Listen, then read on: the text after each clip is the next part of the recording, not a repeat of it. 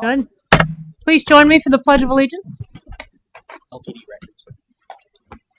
I pledge allegiance to the flag of the United States of America and to the republic for which it stands, one nation, under God, indivisible, with liberty and justice for all. Call the roll, please.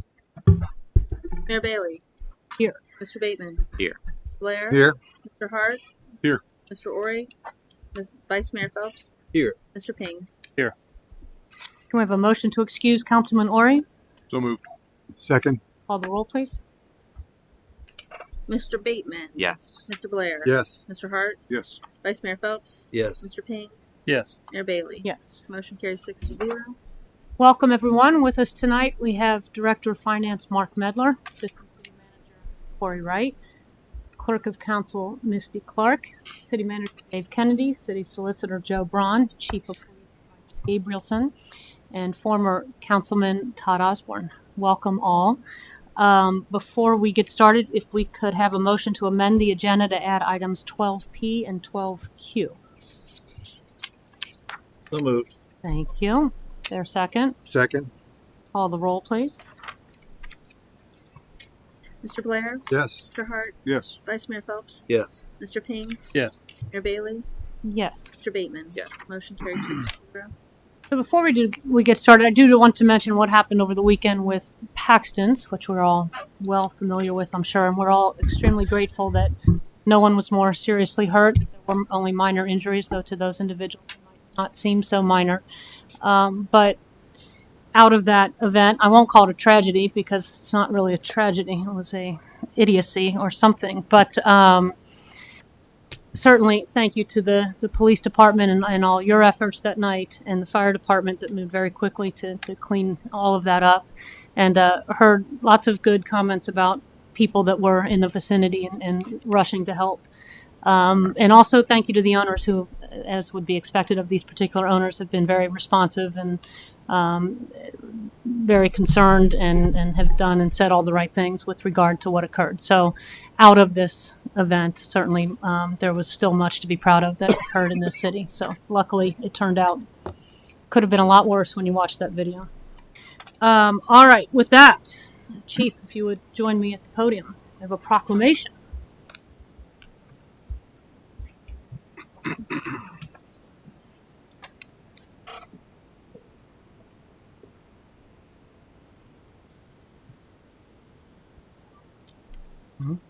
Could be.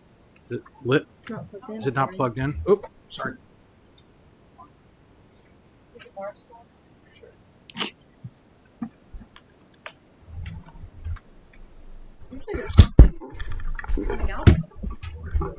Something's missing. All right. Isn't there usually a cord coming out from there? Thank you for being here, Lieutenant Amy. Where's the cord? Officer Fisher, thank you. It's like Lieutenant Dan. Okay, anyway, here we go. Whereas the Loveland Police Department stands watch over our citizens, selflessly risking their lives to protect individuals, families, neighborhoods, and property against crime. And whereas it is important that all citizens recognize the duties, responsibilities, hazards, and sacrifices of local law enforcement agencies. And whereas on October 1st, 1962, Congress authorized and President Kennedy proclaimed May 15th of each year as Peace Officers Memorial Day, honoring federal, state, and municipal officers who have been killed or disabled in the line of duty, and further designated the calendar week in which May 15th falls as Police Week, and directed flags be flown at half-staff on Peace Officer Memorial Day. And whereas across the nation, Police Week is observed to honor law enforcement officers who have sacrificed their lives in the line of duty, and to honor those who risk their life to guard and protect us. And whereas we salute the Loveland Police Department, past and present, who by their faithful and loyal devotion to their responsibilities have rendered dedicated service to the community for the past 75 years. Now, therefore, I, Kathy Bailey, by the power vested in me as Mayor of the City of Loveland, and on behalf of City Loveland and residents, do hereby proclaim Monday, May 15th, 2023 as Peace Officers Memorial Day, May 14th through the 20th, 2023 as Loveland Police Week, and ask all citizens of Loveland and those with us today to join us as we honor the standing and the fallen. So we should be thanking our police every day, but certainly next week we will do so. Thanks for everything that you and your department do. We think we have a pretty awesome police department. Thank you.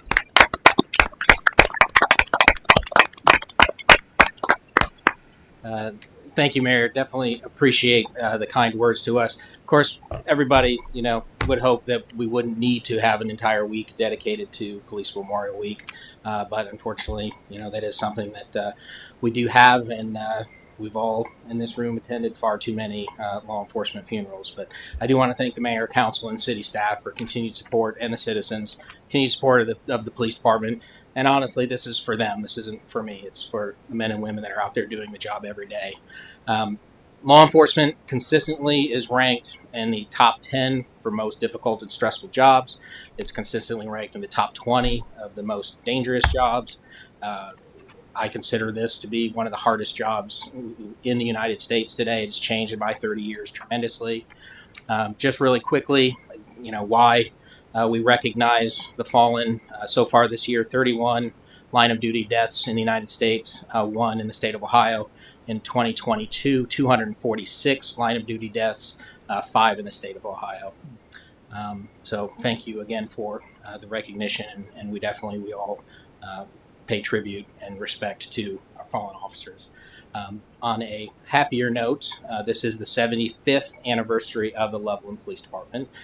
We were started in 1948. We were still a village then. Our first chief was John Fritz. So still trying to pin down an exact date, but this year we are celebrating our 75th anniversary, so we are going to have some celebrations in connection with that. We're having a homecoming for all of our officers currently working for us and anybody that previously worked for us, and if they deceased, their families are being invited back to the police department for an open house. So, and we've extended an invitation to everyone on council that day as well. So, and we're also looking at having a anniversary badge to commemorate the 75th anniversary, which we would present to the officers. They would keep it, they would wear it for the year, and then they would be able to have that as a memento to keep as their service to Loveland and the city of Loveland for this year, the 75th anniversary. But again, thank you for the proclamation. Definitely appreciate it.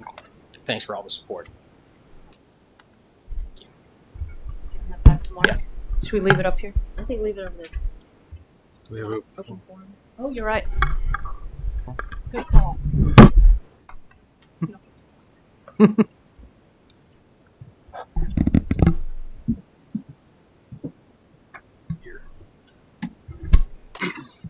All right. So next is open forum. Oh, I don't want to say this wrong. Mary Rapask. Is that right? All right. You can go up to the podium, please. Thank you very much. Can you hear me? Mm-hmm. Have to speak in it? Maybe put it down a little bit, Mark. Oh, thank you. That's good. Ooh, that's kind of loud. Hi, I am just calling because I am very excited to see that Loveland is considering a lighting ordinance. I have a son who lives in Arizona. I've been to visit him in Flagstaff, and that is a dark sky city, and it is just very exciting to think that Loveland is just in the beginning stages. I know it's not everything. It wouldn't always be everything in the city, but I find Flagstaff very peaceful and calming to walk in. It's very lovely at night. You can see really well. You can see far, and I just am very happy that Loveland is considering starting something like this. All right. So Thank you. I just wanted to tell you, I'm excited. Thank you. Appreciate you taking the time to come and speak with us. We're not used to it. Karen Breed.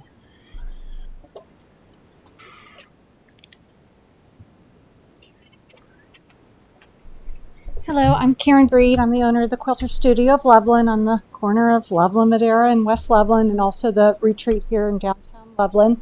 I did read through. I have to say it's hard to understand the exact implications of this ordinance, but I just want to make sure that aesthetically appealing lighting and lighting design to provide for safety is still within the realm of this ordinance, because as I know, my building has some very dark places that appropriate lighting that has to be bright enough to provide some security is still permissible, and I want to make sure the ordinance doesn't overstep and become too containing and prevent those types of lightings to continue.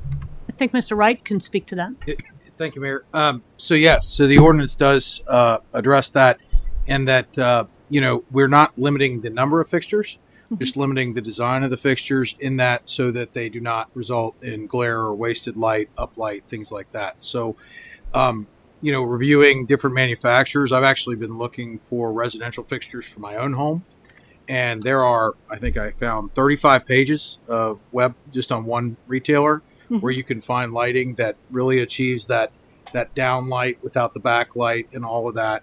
A great example, when the city completes the bridge renovation, lighting on the Paxton Bridge here, will be the fixtures that go on there that have decorative sort of lamps or hoods on them and achieve kind of a downlight effect versus casting light in all directions. So what we found in that research is that if you place the light correctly and you saturate the area with the right kind of light, it actually enhances the visibility, as opposed to there's a glare, like a glare shock. It shocks the eyes if the light color is too bright, or you think of if you get blinded by a set of headlights or whatever.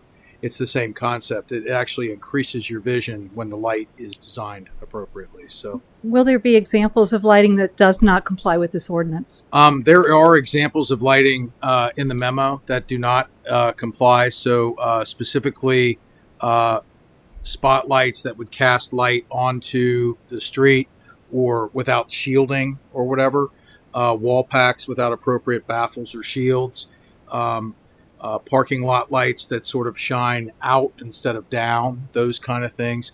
Laser lighting that would be, or vanity lighting that's very bright around windows without shields. So what you're trying to do is you're trying to prevent the full impact of that light from going in all directions and really focus it on where you want it to go. So it's more of a thoughtful approach to how you would do that. Has there been an audit of lighting within the city limits that violates the ordinance as it's proposed? So our ordinance, as it's prepared, we have a couple of specific instances that we know would not comply. We do not have a lot of teeth in our existing code now, which we went through an extensive discussion with law and ordinance on that. So you would look at it with the change. This is not a change that has to be done all at once. What happens is if you change a fixture out, that fixture would then have to comply. So it's about a very slow, incremental, positive change in that. So for instance, if you were to install, let's say, parking lot lights, so a standard commercial installation, 25 foot tall pole with the head of that light would be designed to be fully downward and directed and to cast that light down, as opposed to just like a spotlight that just casts light onto a general area. I don't want to pick on a specific property or anything like that, but it's almost one of those, it when you see it. Kind of, it's hard for me to point to a specific without picking on somebody. I understand there's a 10-year kind of grandfathering. Is there going to be a notification to people who are going to be facing that, within that, or by the time that 10 years is up? Yeah. So 10 years is a long time. And the reason that 10 years was selected in working with the Smart Outdoor Lighting Association, that is more than the half-life of a typical LED fixture that would be installed today. So a fixture that would be installed today is probably going to last you somewhere between 5 and 10 years. Depending on the complexity of the fixture, you can replace drivers, you can maintain the lights. And again, this is something that, because the ordinance is a living document, that council can modify that and do other things as that approaches based upon the performance over time in that initial 10-year period. But that's why that 10-year period was established, because most lights that are in place today are probably going to be at the end of their service life before the end of that time. So. And it's also true, Karen, that we take pride in the fact that our staff is always here to answer questions. If you have specific questions about your property or about lights that may or may not comply. I don't know that I'm in violation or could be in violation. Well, exactly. Then, you're come in and talk to I don't Corey want to find anytime. out 10 years from now that all my lighting's been in violation and now my 10 years is up. Corey would be happy to work with you with Happy to work with, yes, absolutely. Yeah, I just wondered if there was going to be an audit or a notification to people who fall outside of the parameters of the ordinance that need to be counseled or made aware that they're going to need to, change their lighting in order to be in compliance at a place, a replacement. So, to the city's credit, we have a pretty robust notification system, social media. We've organized when we did the food truck surveys. We put out surveys to all of the businesses through email. We have business lists.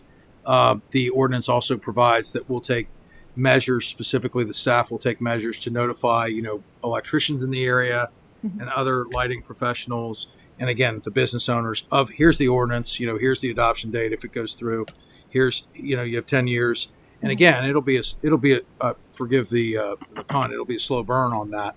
But, in that, as we get to year 6, year 7, year 8, certainly, again, that's a long time. We can look at specific instances, and I would imagine the city would do that kind of evaluation. Okay. Thank you. Thank you. All right, Mr. Kennedy. So on your communications tonight is the Certificate of Achievement for Excellence in Financial Reporting. And I just wanted to segue in so Mark could touch on this a little bit. So if you know these GFOA, there's typically 2 that the city gets regularly. One is for budgeting and a presentation, and one is for excellence in financial reporting. To me, this is really the more important of the 2. If this is the 10th year that we've received this, in those 10 years, we've had 7 different directors of finances, and which is pretty amazing. And I think that with Mark obviously picking up the slack, he didn't miss a beat. He kept this going. And I believe that Mark will be here through many, many more of these. And he just quietly goes about his business and gets the job done. And we had a feel that Mark was the right person for this job, but I just wanted to segue. Literally 7. So when Mark started, there was 7 in 7 years, 7 and 8 years. So, Mark, do you want to add anything about the importance of this? Sort of what's involved? Because you're on the GFOA board, so you sort of stack the deck to make sure we get it. I am. So I do help. I do help review the budget. So I always refer to the budget as the pregame, as we're going to tell you what we're going to do, and this is the reporting, which is after the fact. So this is kind of the post-game show, and this is what helps us tell everyone, keeps things transparent. Okay, here's what happened. Here's where our financials are. Here's what we did with your money and how we're keeping it, on the up and up. So it's very important there. And I just want to thank everybody with the staff and also with leadership. Everybody has to pull information.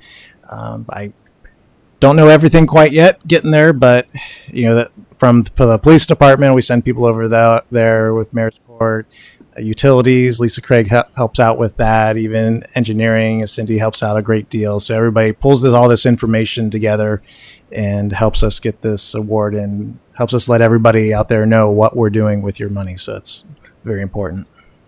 All right. Well done. Good job. We're really glad you're here, doing a great job, and it's a good thing because if you had broken the streak, that would have been bad.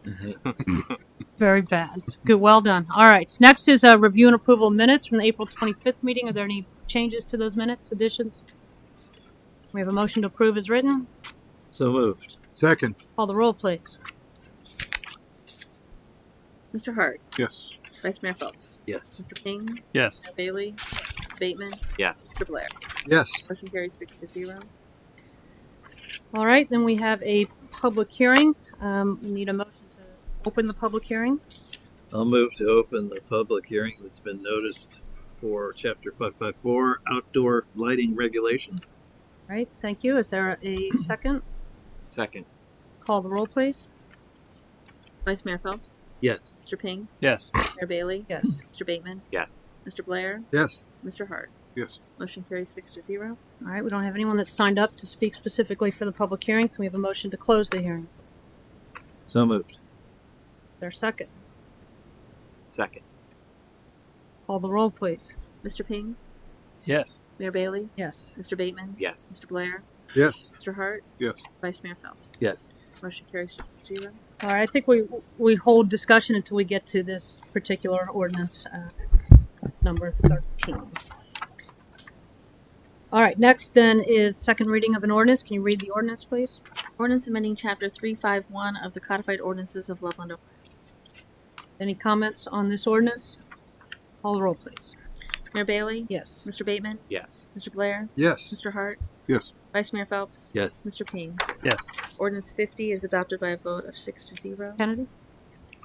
So, this tonight, what I'm presenting to City Council is a memorandum which accompanies the legislation. Which, if City Council adopts the legislation, we will begin the process for designing, bidding, construction supervision for a surface lot in the downtown district. Which, just to backtrack, the city purchased the Ross parcels in 2019.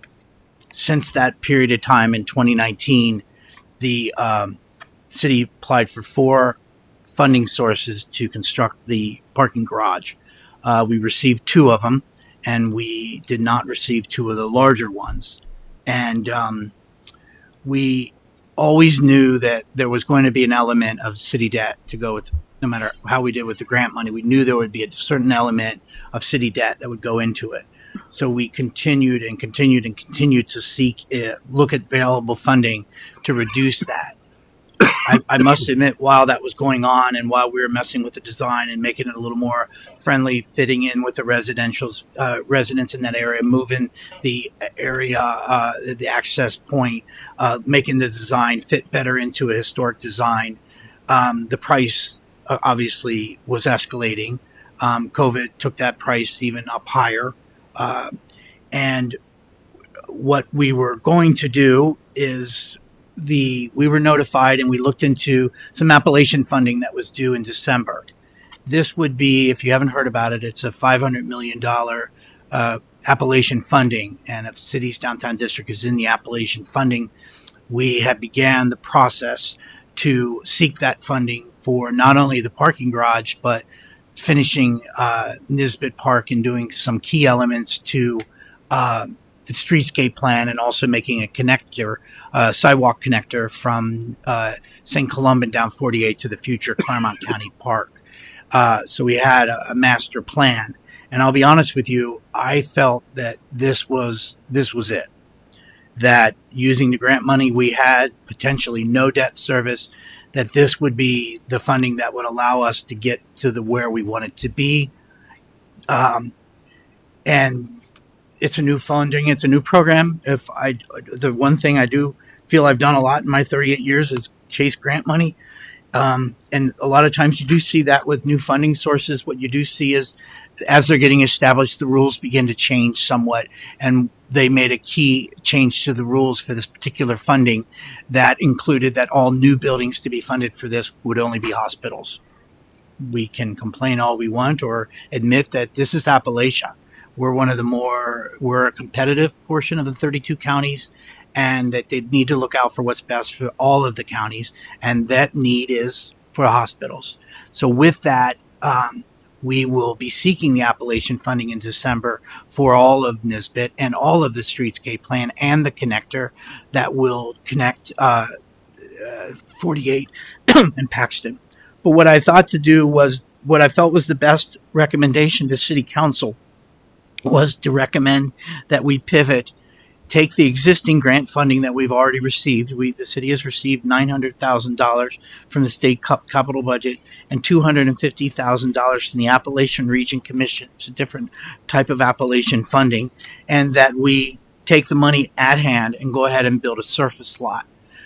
Because I was planning anyways to, no matter what we were doing with the Appalachian, to use portions of the $900,000 funding to go ahead and bring down the dirt in the property once I had the cultural resources due diligence completed, which has been completed.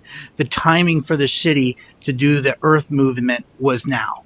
Harrison is being redone, completely modified. Corey's working on Chestnut. We have an access point for the dirt. It's clean fill. It would go into the Chestnut. That's why we have never paved North Carl Brown, because we felt from a timing standpoint, no matter what we did with the grant, we knew that we wanted to begin cutting the earth down and having the access point onto 48. With that, I already got approval from ODNR pending approval, the cultural resources due diligence, which has come back fine and clean, that to use a portion of the $900,000 to go ahead and move the earth move. I was going to move forward with that no matter what we were doing, with the grant because we had to do it. It's always been recommended to the city that we look at that as a separate contract because XYZ contractor is going to hire XYZ excavator and is only going to up the price. So it only made sense anyways.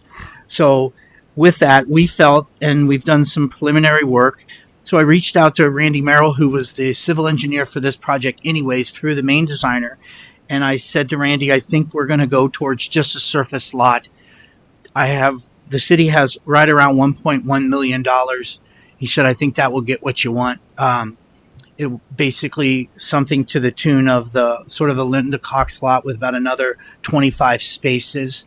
It would still have the landscaping. It would still have the access point.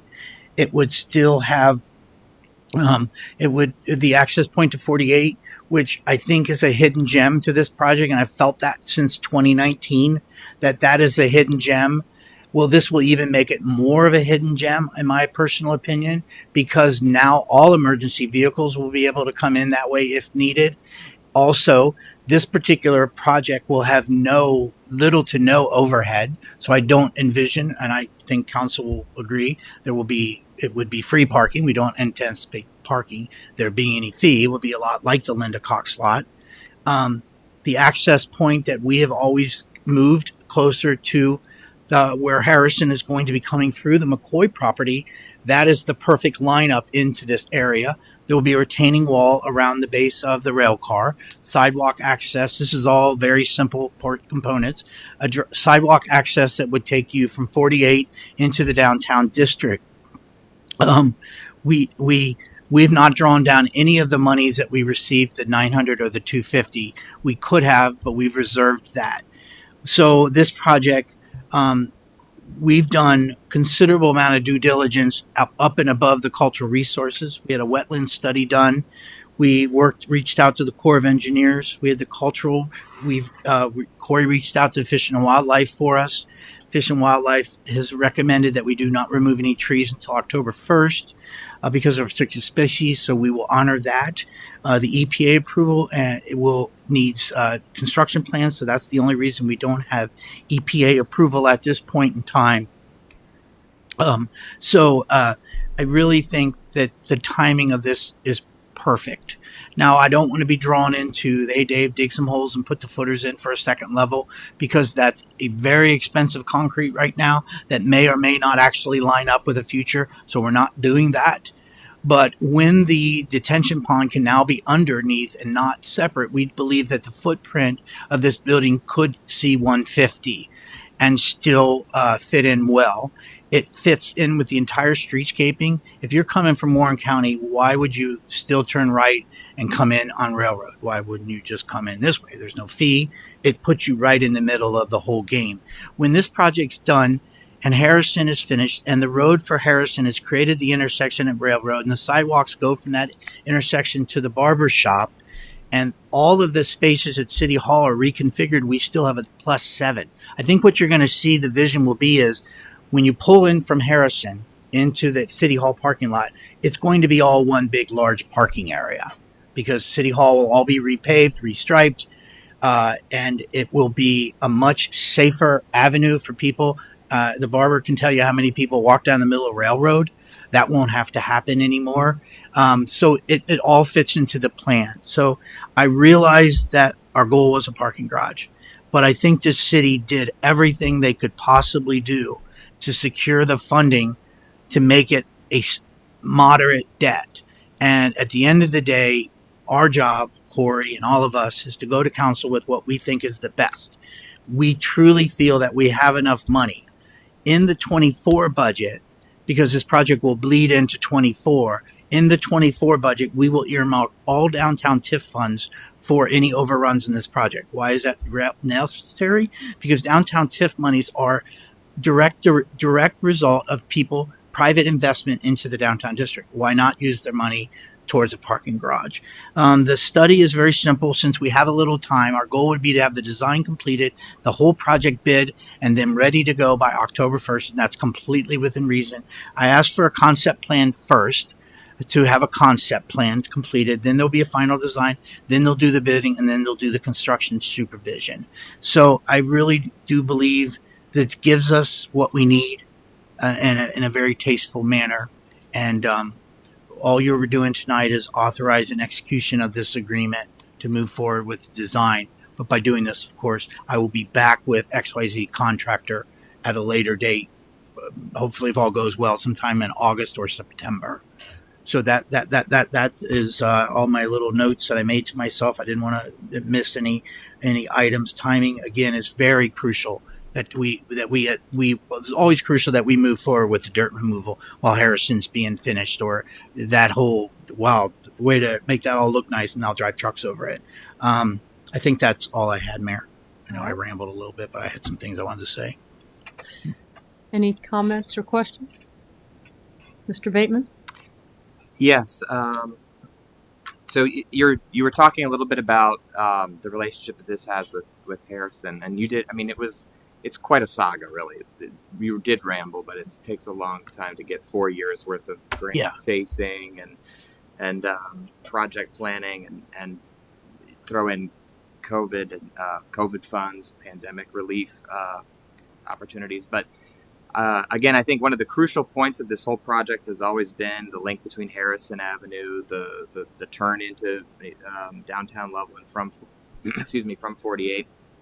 Just if you're thinking October, could you talk a little bit about the sequence between the Harrison Avenue project and which one would in your mind come first? Do they happen concurrently? What's concurrently issued? The Harrison project is funded thanks to Cindy's through a state issue 2 grant. OPWC's cycle is that a bid cannot be awarded until July. What most communities do is they take that off period of time to do all the engineering design, and that's what Choice 1 is doing. Knowing that a contract will probably be out to bid in June or July, Cindy, I would anticipate that at the second meeting in July, which is typical, we'll bring to you the bidder for the Harrison project, give it some setup.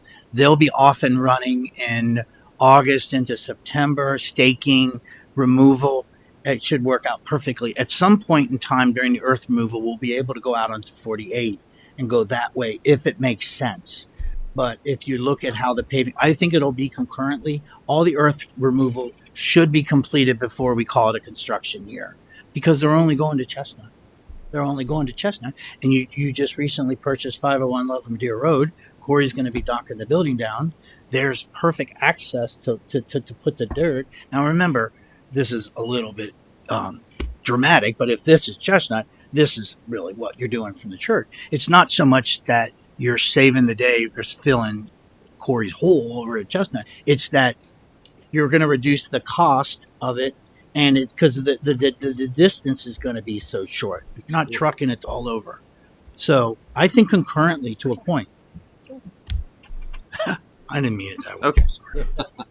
Corey's hole. Yeah. Thanks. Nice. My mess, right?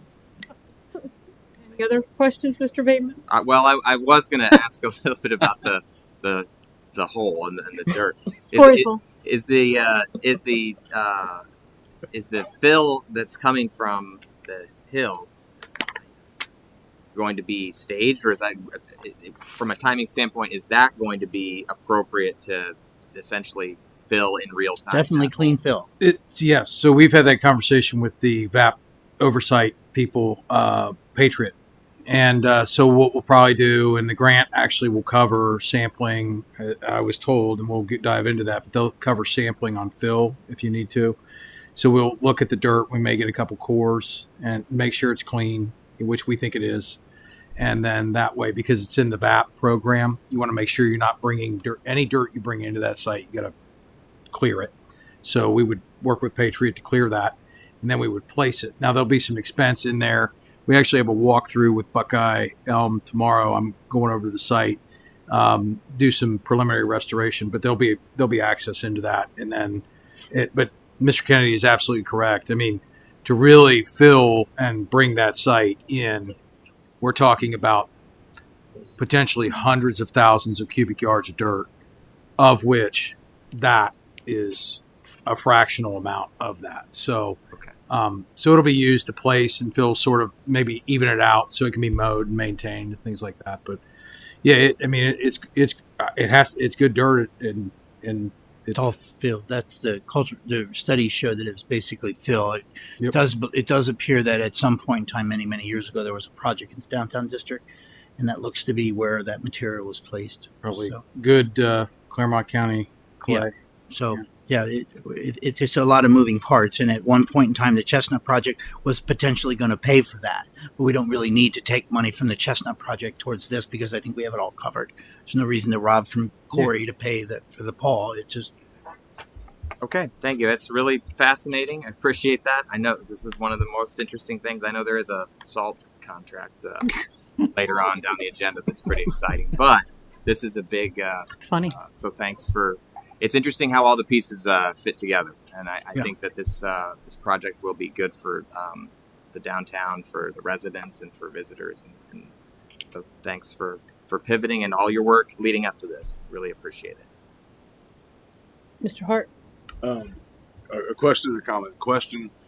You said October 1st was when we could start like clearing trees and all that kind of stuff. So, from a construction year standpoint, when do you anticipate like the lot being able to like be fully finished, done, like from this? When the blacktop plant's open in 2024, we'll do the staking. This year, we will do the earth removal, the detention work, the drainage. We're going to have dark sky compliant lighting in the parking area, the conduit.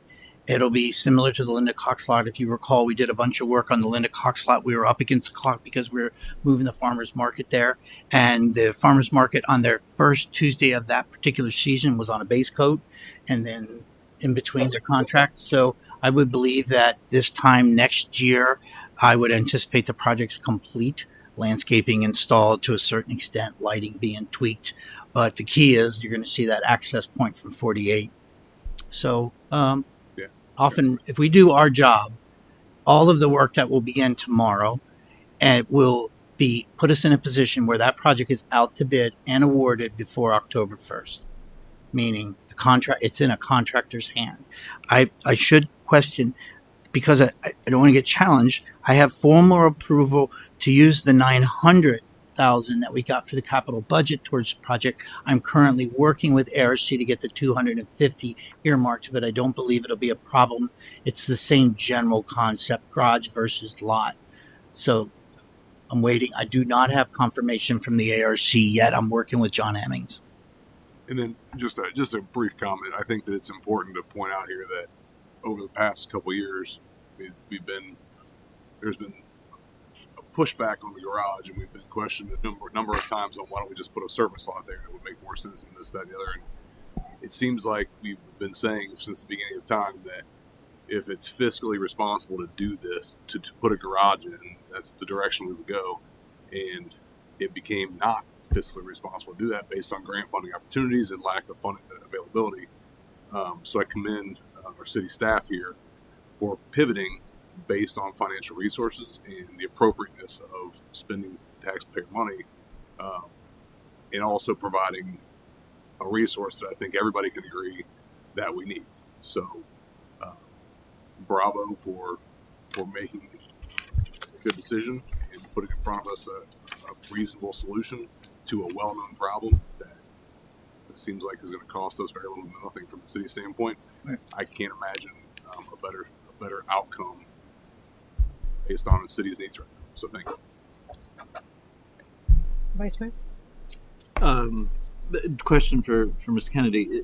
Will the lot, which currently allows for parking, some portion of that property that was scheduled to be the garage, can that continue to be used this summer? Yes. Okay. Yeah, we won't be touching the earth removal because I don't know that a contractor is going to want to start and then have to stop, and then we have these islands of trees that he can't touch yet. And we, in all reality, I want you to know that the city, we went to the Fish and Wildlife. The city went to Fish and Wildlife. They have an online portal where you can enter project schematics, and Corey did that for us, and we received the recommendation about a particular species of bat. We're honoring that. We're moving forward. So yes, all summer long, it will largely be as is. You may start seeing contractors up there. You might start seeing some staking at the entrance points. We're honoring our commitment to the residents in that area that the access point is farther down and not in the center of First Street as we had done, because they did not want that in terms of the homes. And while we did that to honor them, it's actually the better location because it lines up with Harrison. So yes. Okay, thank you. And just picking up on what Mr. Hart was saying, this is a pivot. It's a fairly significant one, but I think it's the smart one under the circumstances. And I hearken back to, the purpose that we had in acquiring this property was to address a very significant issue that we all know still exists, but it's been better, and thanks to measures that you've taken. But we're addressing the lack of parking and traffic and congestion. That was the whole reason for the parking garage. That purpose is still being fulfilled, although maybe not to the same extent, but it is being significantly addressed by this pivot. I think, we obviously we're looking towards a garage. It's a higher structural improvement to the property. This nevertheless is going to be an improvement. And I think it has, it will yield benefits not only to the business owners, but to the citizens. And obviously the whole Harrison Road is going to enhance the ability of people to come and enjoy our city, our downtown. I think that's what we need to, keep in mind, that purpose that started this whole thing towards a garage, and now this pivot is going to achieve those laudable goals. And thank you for your hard work. Thanks. Any other comments? I would just say when we started down this path, which I think was 2019, from the beginning, as Mr. Hart said, we always said we are looking at funding and making sure that this is financially responsible. And at that time, when we had $1.1 million, we were working at that even through 19 to obtain those funding sources into 20. At those construction prices, I think this project was doable. And then COVID hits, and we put everything on pause because we don't know what the economy is doing, and we're not going to build a garage in the middle of all of that. Then good things came from that in the form of a couple different grant opportunities, federal grant opportunities that looked very promising until they changed the rules after we'd applied for those. We still keep looking. And then this latest one, we actually had pretty high people in the state tell us this was made for us, this Appalachian Region Commission, that they thought of us when they read the requirements, that obviously the garage is the perfect fit. So it wasn't the state that changed the rules, it was the federal government that changed the rules. It's their money. So at this point then, I think concrete costs now are at an all-time high. This would be a ridiculous time to try to build a garage. The price now is it would not be fiscally responsible for us to move forward and to saddle the city and its residents with that kind of debt. So I wanted a garage as much as anybody did if we could get it done in a fiscally responsible manner, and it made sense, and it just doesn't at this point. It's still our property. We're not selling it. So if at some point in the future something changes, who knows, 10, 20 years from now, it's our property. We can still obviously do something different. But I think this makes a whole lot of sense, and I appreciate Mr. Kennedy's efforts in moving this forward. And I think when we see this property, see all of this, Harrison and that, and some of the things we're doing in the park in the next 18 months, we're not going to recognize it. It's going to be beautiful. So I'm all for this and appreciate your efforts in this regard. You can go ahead and read the resolution. Resolution authorizing the city manager to execute an agreement with McGill Smith Punch and Design for design and engineering services related to the construction of a downtown surface parking lot. Any comment on the resolution? Call the roll, please. Mr. Bateman? Yes. Mr. Blair? Yes. Mr. Hart? Yes. Vice Mayor Phelps? Yes. Mr. Ping? Yes. Mayor Bailey? Yes. Resolution 51 is adopted by a vote of 6-0. Mr. Kennedy? So this memorandum accompanies two separate resolutions, but they both deal with improvements in Nisbet Park. So Nisbet Park, as you know, we did a master plan with KZF led by Lynn Zook, who's a city resident, and that has paid us off dividends for quite a while because she's really been helpful through the process. We have been largely held not hot, that's a silly word, but we've been limited to what we can do in Nisbet Park to only on the east side of the property until the Harrison project is complete when the storm pipes get replaced. With that, the city has secured 4 separate grant fundings to begin picking away at that. Obviously, the city received funding to build the gazebo. The city received funding to do the northern run, which is the walking trail towards the restrooms, and the southern run, which is the walking towards what will someday be a grand entrance coming in off of Carl Brown. When we did the northern run, and Corey worked with the contractor, Donnie from Finer Lawn, with Lynn helping us throughout the process, rarely ever charging us, working with Corey and Donnie and making sure that we are following the Nisbet Park plan to the letter. What you saw with the northern run was you saw the beginning of the defining of the seating areas. So we applied for funding through the Hamilton County Board of Health to do the first. This is sort of somewhat still COVID related. It sort of ties to the funding we received to do the dining area in front of City Hall. Hamilton County Board of Health had some extra funding.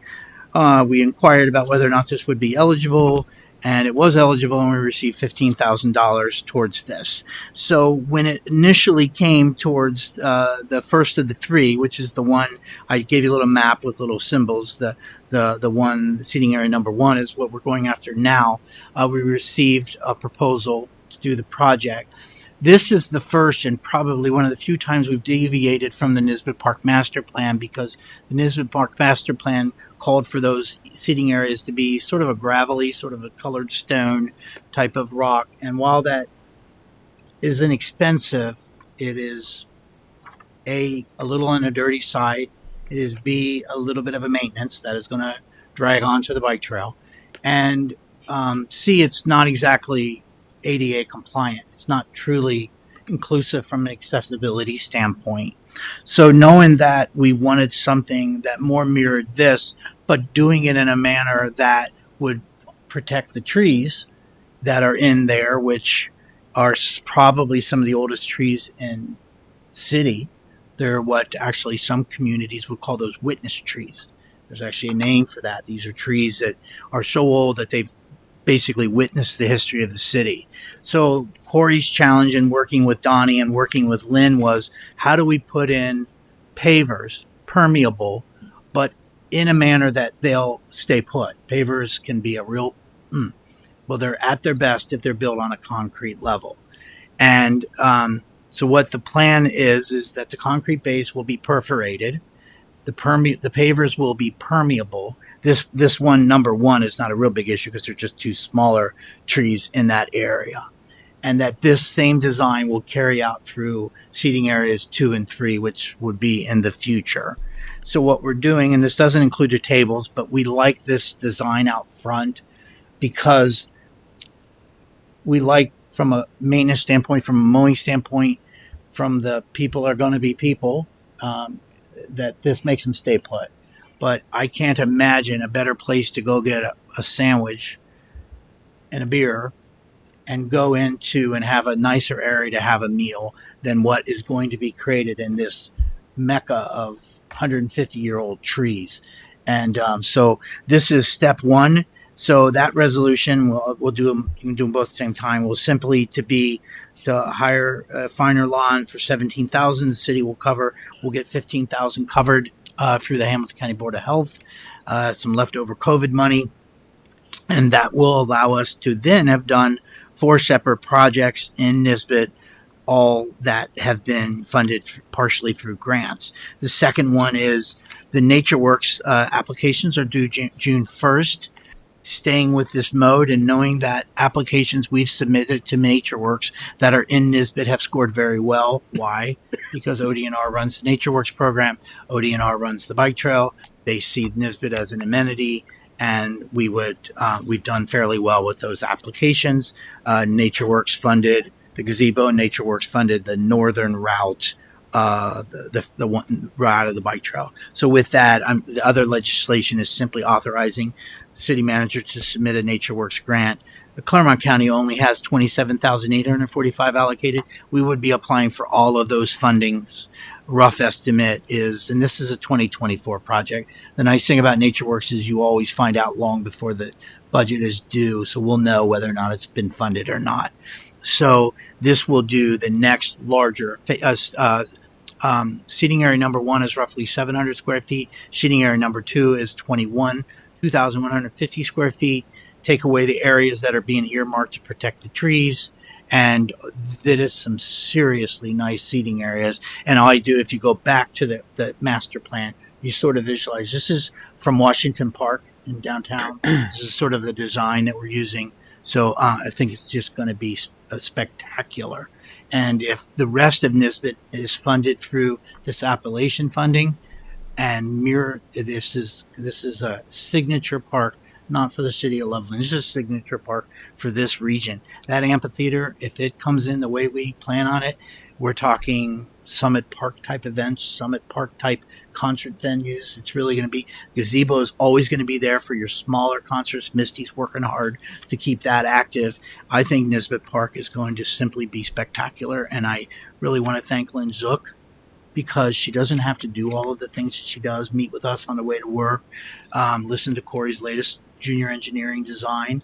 I can't thank Corey enough. You would think this is his own yard. He's over there working with these people. And the reason why, I'll be 100% honest with you, I didn't bother to get another proposal is because Donnie has done a spectacular job for this city with this work, and I don't see a reason to change. So I'm sorry I didn't put it out for public bid, Joe. Yell at me, because this is the best thing. He is sole proprietor for these projects, so we feel comfortable with his work. We don't want to deviate. So, and he gave us a proposal we submitted for the grant. Full transparency. All right. Any comments or questions? Mr. Hart. I have always have long thought Nisbet Park is the jewel of the city. I think the uniqueness that it offers, proximity to river, nature, proximity to our downtown businesses with the ability to visit them. And I mean, I've sat out in a number of those establishments and had my kids go play at Nisbet Park, and I don't worry about them at all, because that's kind of why we moved here. So we have these opportunities. And I think continuing to build on this park and continuing to improve it is just incredible. I'm super excited about what Mr. Kennedy has been able to put forward here. I don't know anybody else that has anything like this. It's fun to have. It's fun to be here and see what we have as an amenity to our city and our residents, and people that want to come visit here and make use of the new parking lot. Any other comments or questions? Just real quick, Mr. Kennedy. So this is phase 1 of parcel seating area 1. Yes. Phase 2 of parcel area 1 will include, I assume, the tables. Yeah, we'll order those separately. That really wasn't grant funding for that. The contractor knows he'll work with where we're going to site them. He'll strengthen the concrete where the poles are going through. They'll be identical to this design, except we don't need umbrellas. But it'll be that design. Those are 2, 4, 6, 8. They seat 8 people at each of those because those are double seats. We like the fact that they won't have backs, so people can still watch concerts. So that design, that color, that scope, and so what you're doing is you're approving a project for phase 1, which has been funded, and authorizing us to submit for phase seating area 2, which we're going to apply for funding. Any other questions? Read the first resolution, please. Resolution authorizing the city manager to execute an agreement with Finer Lawn and Landscaping for the installation of an outdoor seating area in Nisbet Park. Any comment on the resolution? Call the roll, please. Mr. Blair? Yes. Mr. Hart? Yes. Vice Mayor Phelps? Yes. Mr. Ping? Yes. Mayor Bailey? Yes. Mr. Bateman? Yes. Resolution 52 is adopted by a vote of 6-0. Read the next resolution, please. Resolution authorizing the city manager to submit an Ohio Department of Natural Resources NatureWorks grant application for the Nisbet Park seating area. Comment on that? Call the roll, please. Mr. Hart? Yes. Vice Mayor Phelps? Yes. Mr. Ping? Yes. Mayor Bailey? Yes. Mr. Bateman? Yes. Mr. Blair? Yes. Resolution 53 is adopted by a vote of 6 to 0. Mr. Kennedy? So if you recall, right before you adopted the 2023 budget, City Council, Mark Medler, we came back and asked that you to amend the budget to include funding for a study for sidewalks on Loveland Miamiville Road. And you did amend your budget. The city spent 2022 beginning the process to design sidewalks that would connect the three subdivisions on Loveland Miamiville Road, which to the downtown district. So this particular project, which would be Sugar Tree, Steeplechase, and Huntington, the residents up there have longed for these sidewalks. So what does it do? It ties them not only to the downtown district, but ultimately, if the city is successful in creating a sidewalk connection from the St. Columban area to the new Claremont County Park, this will even take this a step farther and tie that whole area in. So we're really excited. I know these residents are very excited knowing that it's going to be phased in. So the city, after the study was done in throughout 2022, the study recommended that we break it into 3 phases. First phase, we're going to Sugar Tree, and we're only doing one side of the road at this point in time. And that was put out to bid. Just real quickly, then phase 2, we anticipate will go from Sugar Tree up to Saddleback, and then from Saddleback into Huntington. Miami Township is aware of this. At some point in time, they'll jump in and continue it. We've worked, they are aware of what we're working on. This is an exciting project. If you recall, it matches 2 of your city goals, 1 of your city council goals, and 1 of your comprehensive planning goals, as clear as can be. That's right in line. The project. So we budgeted $315,000. We spent $14,300 for engineering, design fees in 23. That leaves a balance of $300,700 to construct the sidewalks. We opened bids. And city staff is recommending that we award the bid to Adlita Construction with a not to exceed amount of up to $300,700. We don't exceed going higher, but it keeps projects going. Corey will be doing the same thing here. It keeps projects going rather than us running back with change orders. So this is an exciting project. You have some seriously happy residents in those 3 subdivisions, Misty, and then and this is reaching your goal. This is what you said you wanted to do. You wanted to connect your neighborhoods. Well, you're connecting neighborhoods, and you're going to allow them to go all the way into the downtown district. So we are recommending Adlita Construction as the most responsive bid. Any questions or comments? Yes. Just a quick comment. I remember when you and I were campaigning, and we walked those neighborhoods, and one of the first things they talked about was, how do we get sidewalks? Takes a while. Takes a while. It all takes a while. So, but this is good. All right. Any other comment? Read the resolution, please. Resolution authorizing the city manager to enter into a contract with Letta Construction, Inc. for the Loveland Miamiville Sidewalk Phase 1. Any comment on the resolution? Call the roll, please. Vice Mayor Phelps? Yes. Mr. Ping? Yes. Mayor Bailey? Yes. Mr. Bateman? Yes. Blair? Yes. Mr. Hart? Yes. Resolution 54 carries by a vote of 6 to 0. Mr. Kennedy. City's road contract the city's contract for winter salt was placed out to bid and was opened on May 1st. The city currently has a storage of 800 tons of salt. We have 450 tons at the Moose Lodge area down by the Nature Preserve and another 350 tons at the Commerce Park. We use approximately 1,000 tons a year, plus or minus. That's really a little more than we typically have been using, but we are completely and totally stocked at this period of time. We make about 1,500 gallons of salt brine.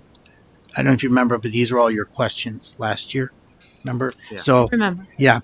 Can you remind me? I believe Kathy's words were, "For the love of God, it's salt." Was the exact words. So I don't want to go into much about it, but we would recommend that goes to Cargill. I made an error in the budget, and while I underfunded the salt bids this year, we do not believe, contrary to the way the memo is written, that we'll actually be purchasing any salt in 23 because we just don't have room for it. You'll see that the bids are dumped or piled. We largely do dumped. The only time we do piled is when they shoot it in to sort of top it all off. That's all. Any questions? Oh, it's Mr. Hart. This better be a good one. I was just curious. Okay. Does Morton not top off your pile? There's no pile bid there. Oh, yeah, they didn't. They may not have the facilities. It's very interesting. Thanks for catching that. Just a curiosity. Thank you. So we went with Cargill. Anyone else? Can you read the resolution, please? Resolution authorizing the city manager to enter into contract with Cargill Inc. Salt Road Safety for the purchase of road salt for the 2023-2024 winter. Any comment on the resolution?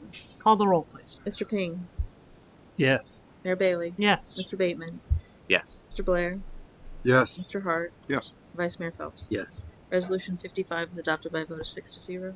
Mr. Wright. Thank you, Mayor. So we have a little bit of incentive housekeeping here. We have a resolution authorizing the issuance of funding to the Loveland City School District for income tax receipts for 8 community reinvestment area tax abated properties. So 570982 provides for the general framework for CRAs, and in that, if a property that receiving abatement gets over a certain payroll threshold, 1 million per our agreement with Loveland Schools, we split that revenue 50-50. So the good news is that we have 8 properties now. Last year I think we had 4 or 5. So we've actually had more properties in and around the city that have achieved more than $1 million in payroll. So the number has gone up. The resolution seeks a revenue payment to Loveland Schools in the amount of $99,445.44. This has all been verified with the finance director's office, Rita, and going through that. So this is positive in that we are experiencing the intent of the abatement, which we're experiencing employment growth, investment, and it's adding up and it's increasing. So good story to tell in that regard. So with that, I would respectfully request your authorization so we can make good on our agreement with the schools. Thank you. Any questions or comments? Mr. Hart. I'll be abstaining as reference to my place of employment. All right. Anyone else? Read the resolution, please. Resolution authorizing the issuance of revenue sharing distribution payment to Loveland City School District relative to various community and reinvestment area exempted properties as required pursuant to Section 5709.82 of the Ohio Revised Code. Any comment on the resolution? Call the roll, please. Mayor Bailey, Yes. Mr. Bateman, Yes. Mr. Blair, Yes. Mr. Hart, Abstain. Vice Mayor Phelps, Yes. Mr. Ping. Yes. Resolution 56 is adopted by a vote of 6-0. Mr. Wright. Thank you, Mayor. Next item I have for you this evening is a resolution to authorize the award of a bid to demolish the property at 501 Love Madera Road to citywide waste removal. So as you know, in 2022, we worked to acquire that property, which we ultimately closed on in March 23 with the assistance of the Community and Economic Development Assistance Program grant funding through Hamilton County. We're very thankful for that. That process went very well in that. And so now we were actually able to utilize the building for a portion of our groundwater remediation at Chestnut, storing some of those chemicals inside out of the weather and all that. So, but now that we're done with those treatments, we're entering the monitoring phase. We really don't have any more use for the building, and we'd like to go ahead and clear that so that we can sort of demarcate the access into Chestnut formally. So with that process, we went through the budgeting program, allocated $60,000 in the budget. Again, whenever you take a building down at this age, kind of it's been added on to, cobbled together. You don't know what you don't know. We then secured 2 proposals. One from citywide waste removal and one from advanced community enhancement. Both contractors are contractors that have successfully completed work for the city in the last year. Specifically, citywide did the demolition on the gas station, and advanced community enhancement did the public works building. So both very qualified contractors. We got 2 bids. Citywide came in at $27,455. Advanced community enhancement was much higher. We have Patriot Engineering helping us with some specific demolition contingencies that were required as part of the grant funding. Looking at that, Citywide is the lowest responsive and most responsible contractor, and would respectfully request your authorization to move forward with this award of this demolition contract. We can get the building out of the way and get started. Very good. Any comments or questions? Read the resolution, please.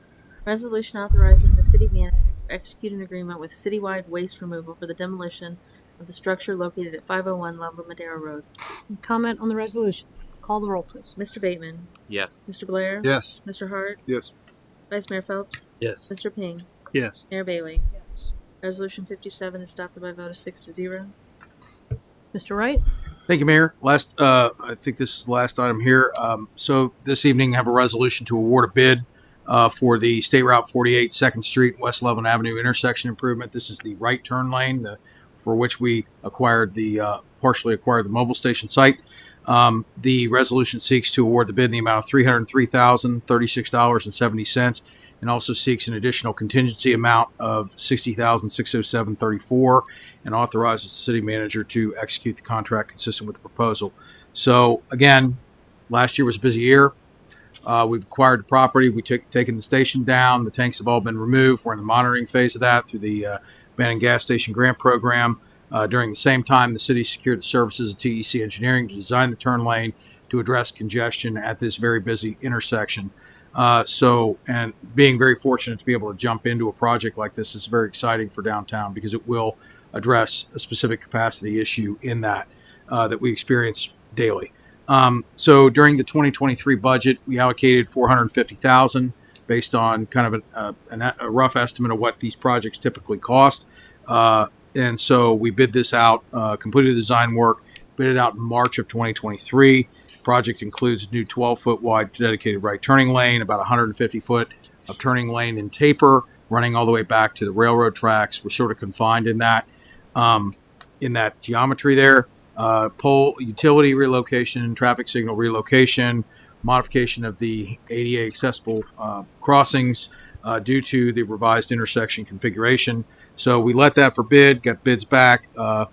We got one bid back from Ford Development for $303,036.70, which was 15% lower than the final certified engineer's estimate, including contingencies of $615,055.55. So with that, it's going to be a good project.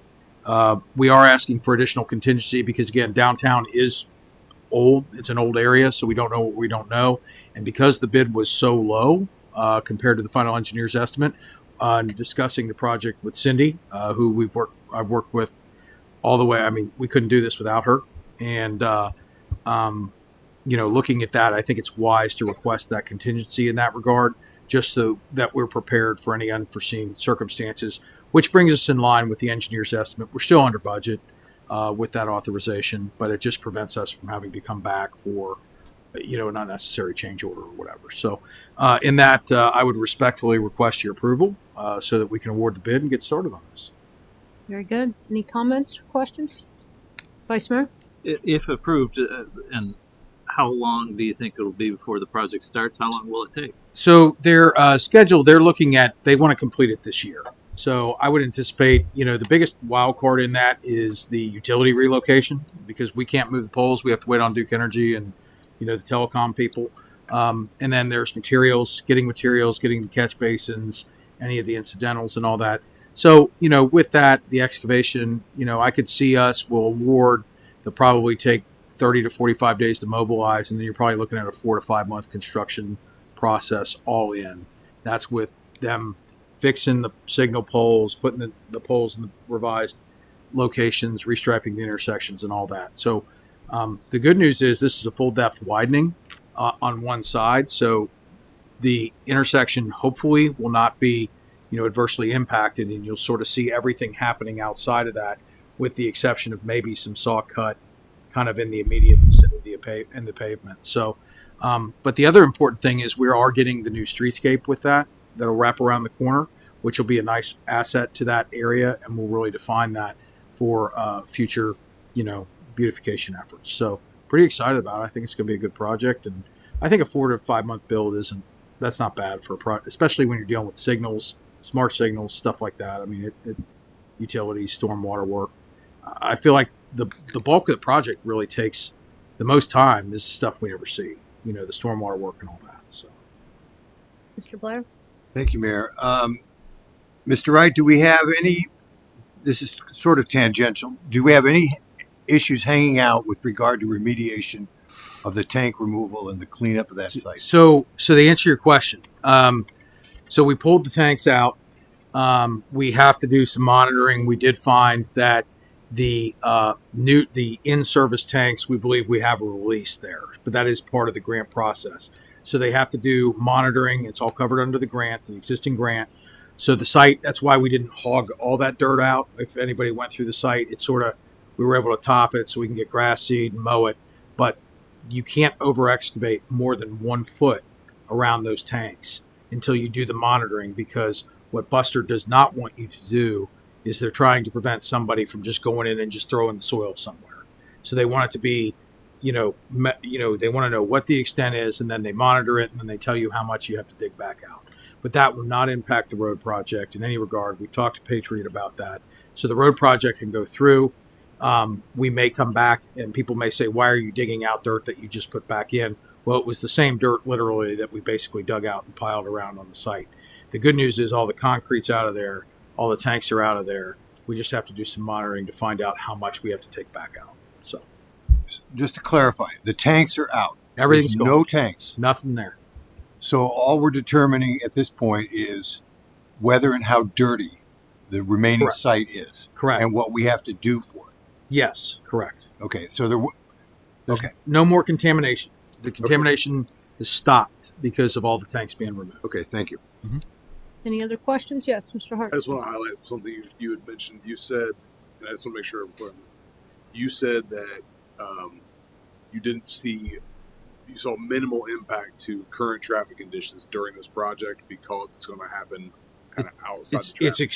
Yeah, you're expanding. Now you may have some maintenance of traffic due to the saw cut and where the taper is near the railroad tracks and all that. Sure, but it doesn't require, an extended closure. They may have to, get in and where they butt joint the two pavements together. And again, to Cindy's point, we're not resurfacing the whole intersection because MSD, it would be crazy to go in and resurface that whole intersection and then have a sewer line trench it and tear it back up. So you'll get basically a smooth transition from the turn lane to existing pavement. Once they get out of the pavement, then you can come in and resurface all of that. But I shouldn't say there'll be no impact, minimal impact. Yeah, that's very good. Thank you. Any other comments, questions?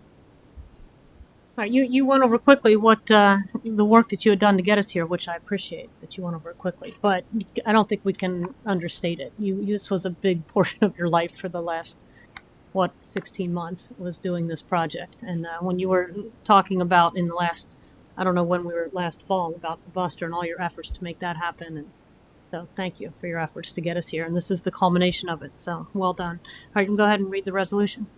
Resolution awarding the bid to complete State Route 48, 2nd Street, and West Loveland Avenue intersection improvements to Ford Development Corporation. Any question or comment on the resolution? Call the roll, please. Mr. Blair? Yes. Mr. Hart? Yes. Vice Mayor Phelps? Yes. Mr. Pink? Yes. Mayor Bailey? Yes. Mr. Bateman? Yes. Resolution 58 is adopted by a vote of 6-0. All right, for this added, who's talking about this one? Mr. Kennedy? Sorry, there's a thing I have to do to switch the name. Sorry about that. On April 12th, 2022, City Council adopted a resolution authorizing the execution of a grant agreement with OCJS. If you recall, for the body camera grant that the city received, that grant included some funding for our police records clerk. And the problem is when I wrote that legislation, I had the dollar amounts properly. We did it, but it should have included the vendor's name. So from an auditing standpoint, I need to be able to to pay the vendor to draw down the grant funding. And the reason why I moved us along is the body cameras took quite a while to get here. Meanwhile, the clock is ticking on the grant. So by you doing this tonight, we can cut a check to the Axon for it. We can get the cancel check and we can draw down on the grant monies and close out the grant. So I needed to sort of move that along. And I apologize that that was not correct in April. So that's all there is this simply cleans that up and gets the vendor added. This doesn't impact the formal resolution. This is a standalone action. All right. Any questions?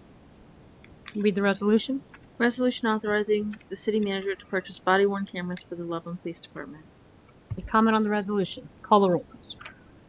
Mr. Hart. Yes. Vice Mayor Phelps. Mr. Payne. Yes. Mayor Bailey. Yes. Mr. Bateman. Yes. Yes. Mr. Blair. Yes. Resolution 59 is adopted by a vote of 6 to 0. Mr. Wright? Thank you, Mayor. So before us now, we have the proposed lighting ordinance, first read of that, and kind of went over that a little bit earlier, but really want to commend the Law and Ordinance Committee for taking a deep dive into this and kind of understanding, the technical aspects of lighting. I mean, I can tell you that they took it very seriously, and we really went through all of that. So, whenever you have a new code chapter or anything like that, so something new, when you're taking a leadership position in that, you're going to have to do the research in that. So I think what the city did, we had some guidance to talk to SOLA, Smart Outdoor Lighting Association, to really how do we come up with a set of regulations that achieves dark sky compliance in a measured fashion and that focuses really on commercial properties, because that's where we feel we can have the greatest impact now. And so with that, over, more than 6 months, we dove in, we got the regulations, we had some model regulations, and then we basically ripped them all up and, took the best parts of that and then made it specific to the city of Loveland. So it's a very customized, it's not a boilerplate in any regard. And so with that, what does this ordinance do? It measures backlight, uplight, and glare. It tackles commercial, lighting installations, wall lighting, parking lot lighting, LED signage lighting, interior signage lights, has the good neighbor provisions for all properties. Don't shine lights in your neighbor's house. Don't shine lights in your neighbor's doors. Don't create nuisance conditions for motorists, pedestrians, all of those things. Athletic fields, and then certain grandfathering provisions. And I think to the point that I was trying to drive on earlier was that, a 10-year grace period for a lot of these provisions is well beyond the half-life of existing fixtures that are in place now. So meaning those fixtures are going to be replaced at some point, probably in the ordinance, in the initial time frame of the ordinance. And, I can envision where we had some discussions with Law and Ordinance where we can kind of look at the first 6 months, the first year, look at a summary of permits that we've gotten, how have we achieved measurable success in that. And I can tell you that just anecdotally, we had a business reach out to us about some lighting, or actually we were able to make contact based on a resident that had seen, the ordinance or whatever, and we were working through them. They actually embraced that process and are going to be making positive changes on that based on that. So I think what you're going to see is you're going to see on a permit on a project specific basis, and Love Madera very, very specifically comes to mind with the rejuvenation of that. The city's selection of lighting, being a leader in that, the city putting its best foot forward in that, just like we did with the bridge, and then setting a good example. And then as properties redevelop or as things are changed, now we can say, hey, let's take a different look at how we do your lighting. We're not telling you can only have one fixture. We're just telling you don't create glare, don't waste light. Let's do it in a thoughtful manner. So that's really what these regulations achieve. It's been a real pleasure working on that, because I think lighting is a very positive way that we can have a good impact on the community ultimately. And I think that the city it'll be a much more the night sky environment. There's no doubt if you have a good night sky environment, it's a nicer place. So I think these will have positive impact for the city over the long term. Thank you. Vice Mayor, do you want to add anything from the Law and Ordinance perspective? No, other than to say, indeed, this is customized. It's not cookie cutter. We did our best. I think over time there might be some revisions that'll be necessary, maybe not. But the bottom line here that I think from going back to the public comment, is that we need to assure, commercial business owners that they won't have to go out, assuming this gets passed at a second reading, they won't have to go out and immediately change fixtures. Correct. That's not at all what we're doing. It's mainly for new installations. Yes.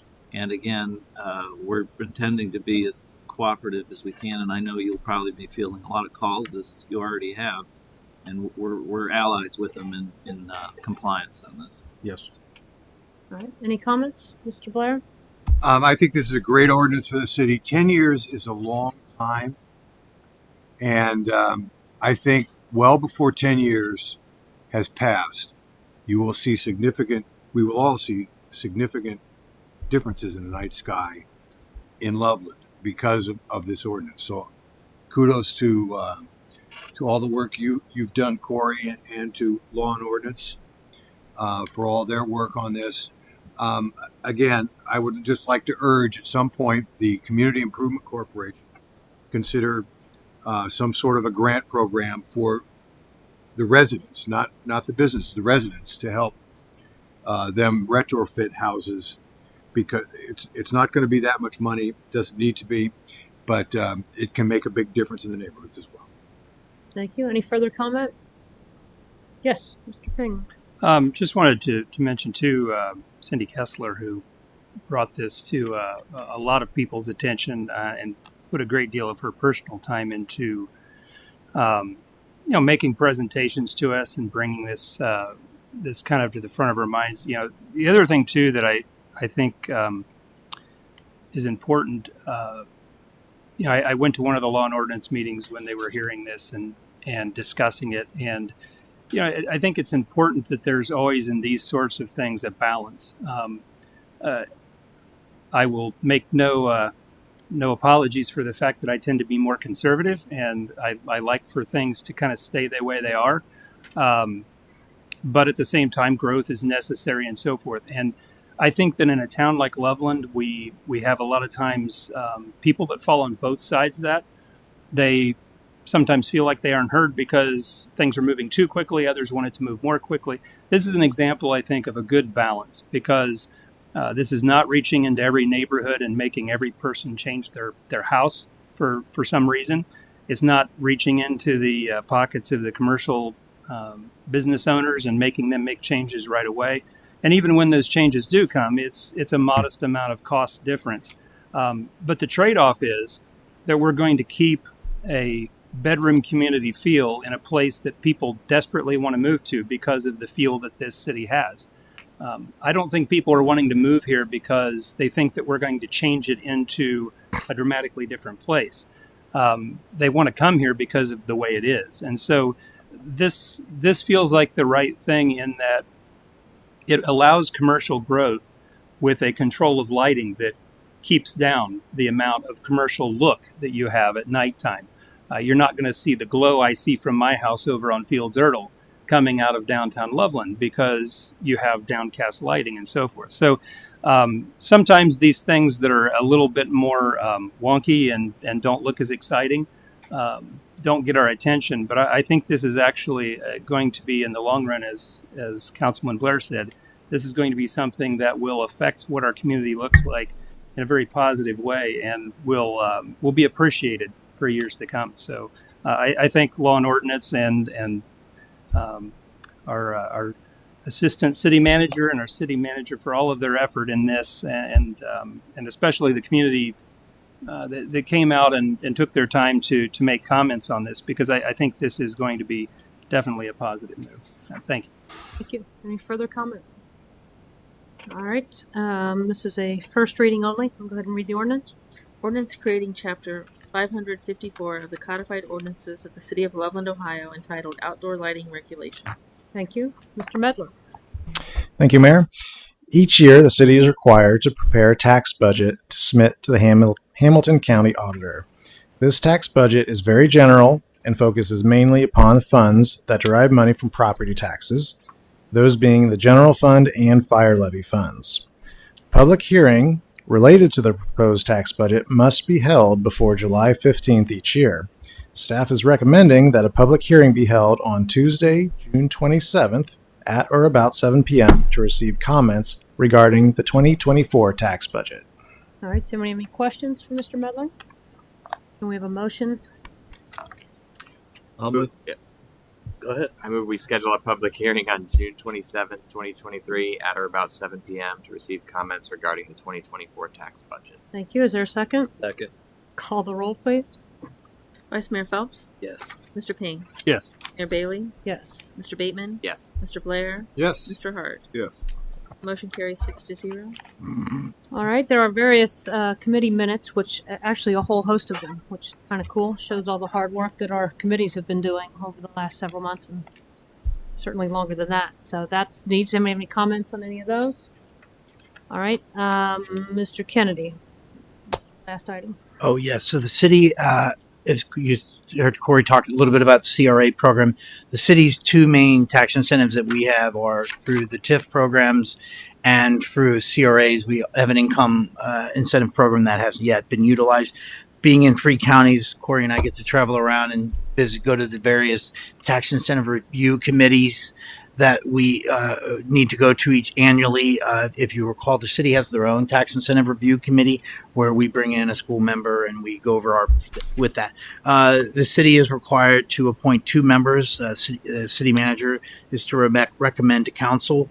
And then with concurrence, my recommendation is that we would put Assistant City Manager Corey Wright and Director of Finance Mark Medler on the Claremont County Tax Incentive Review Committee for a term of 1 year. All right, so we need a motion to accept city manager his recommendation to appoint those 2 individuals to that council. So moved. Thank you. Is there a second? Second. Call the roll, please. Mr. Ping, Yes. Mayor Bailey, Yes. Mr. Bateman, Yes. Mr. Blair, Yes. Mr. Hart, Yes. Vice Mayor Phelps. Yes. Motion carries 6-0.